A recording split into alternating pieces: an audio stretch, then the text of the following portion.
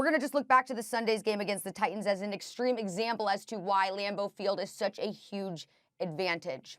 All right, Lewis, you are back with us here, and I want to start with you. What quarterback do you think is most likely to be able to beat Aaron Rodgers and the Packers at Lambeau Field? Yeah, I think it's going to be Russell Wilson for me because of the fact that he's one of those guys who, when you're talking about going up to Lambeau Field, and let's just assume that it's going to be bad weather. It's going to be cold. It's going to be in the 20s, maybe even in the teens, and possibly it's going to be a slick field, whether it be sleet, snow, what have you.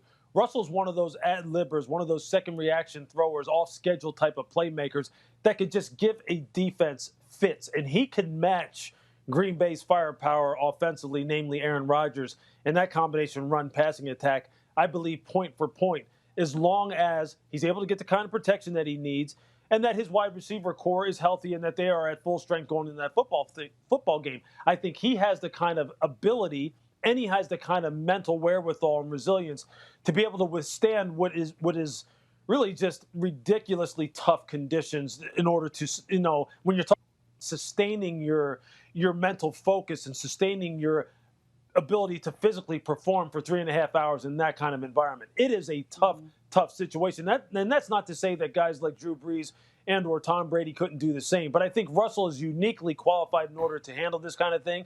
I think this football team, because of the fact that it is a traditionally run-centric football team that can really pound the football and take some air out of the football and keep it away from a guy like Aaron Rodgers, also gives them an advantage as far as going up there and performing in those kind of conditions. And then lastly, the defense for Seattle is starting to improve. I believe they are very strong down the middle. Bobby Wagner is a surefire Hall of Famer when he retires at linebacker.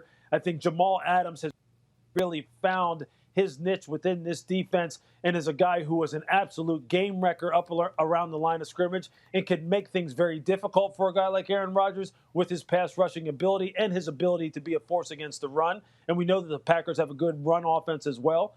So I think Seattle just overall would give them a tough matchup up there. I think, look, the Saints can do it as well because of their defense and because of the fact that they have Alvin Kamara. The Bucs could do it just as well because Tom Brady is the greatest winner that this league has ever seen. But I really like Seattle's chances if they have to go in there and give Green Bay a run for their money. Yeah, I think that a couple weeks ago we were talking about Lambeau like it was going to be really hard to go in there and win. And I don't think it's going to be easy to go in there and win. But the way that you made that argument, I think you're right. Like you named a few teams that I think you could see go in there and win. I don't think it's out of the question. Even Drew Brees might be the one who at his age and the way his arm strength seems to be deteriorating might be the guy who would be most concerned about. But you named it. That offensive line and Alvin Kamara. And that defense, it gives you enough to go in there and win. But the team and the quarterback, I guess, in this situation that I have the most faith in going into Lambeau is Tom Brady and the Tampa Bay Buccaneers. I'm not sure how much faith I have in the Bucs getting to that game, but if they get to that game, Tom Brady is one of the best, if not the best, cold weather quarterbacks we ever had. And he has those really talented receivers. I don't think he's going to have any problem moving the ball or scoring points. And they played them. Granted, it was in Tampa Bay. They played them earlier this season, and the Bucs won 38-10. Like that, to me, that doesn't seem like a fluke. That seems like a team that controlled Aaron Rodgers, and that defense found a way to play well against Aaron Rodgers. And I think you and I agree that going up to Lambeau is difficult, but it's going to be easier with no fans. The weather conditions are a problem, but they got heated benches. They got chicken broth on the sideline. They got big coats. They got gloves and long sleeve thermal shirts. Like, they're going to be all right as long as they're not out there thinking about, damn, I'm so cold. Like, to me, that's the biggest challenge. The field is heated. The biggest challenge is to be able to focus on your job and not focus on how you can't feel your fingertips necessarily. And I hope, even though they have some young guys on defense, that the Bucs are able to do that. And most of those teams that we talk about, the Saints, they're a mentally tough team. Even though they play in the dome, they bounce back from so many painful postseason losses that they are not a mentally weak team. And the same is true for the Seahawks up there. So all those teams probably could go in there and win. But if the question is about a quarterback in cold weather, Tom Brady's my pick. Yeah, all of these teams have some championship DNA within them, whether it's as a team overall like Seattle or in Tampa Bay's case with Tom Brady, which is right now he's trying to inject that championship DNA into the rest of this roster. The only thing I will say, though, is this. As far as, you mentioned in the fact that it would be easy without the fans, I would argue, quite honestly, Dom, that it's harder now without the fans because we were up in Green Bay early in the season. We went to see them, Monday night against the Atlanta Falcons. I'll tell you this.